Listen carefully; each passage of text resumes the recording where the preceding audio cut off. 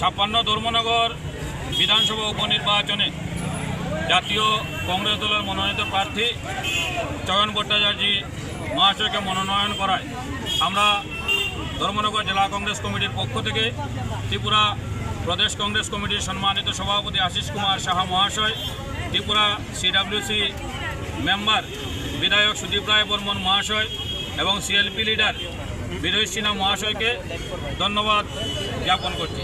পাশাপাশি ত্রিপুরার ইনচার্জ সাংসদ সপ্তগিরি উল্কা মহাশয়কে ধর্মনগর জেলা কংগ্রেসের পক্ষ থেকে আন্তরিক অভিনন্দন জ্ঞাপন করছি।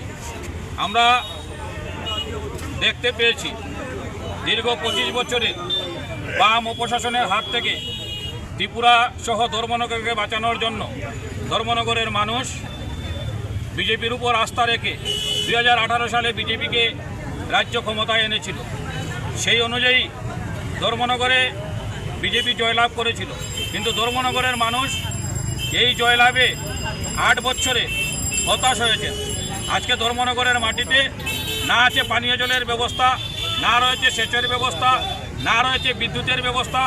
আমাদের জেলা হাসপাতালের পরিকাঠামো ভেঙে চুরমার হয়ে গিয়েছে।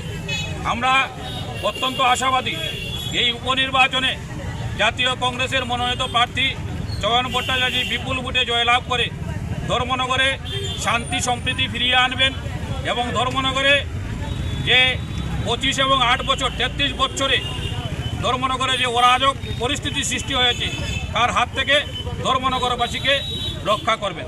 ধন্যবাদ।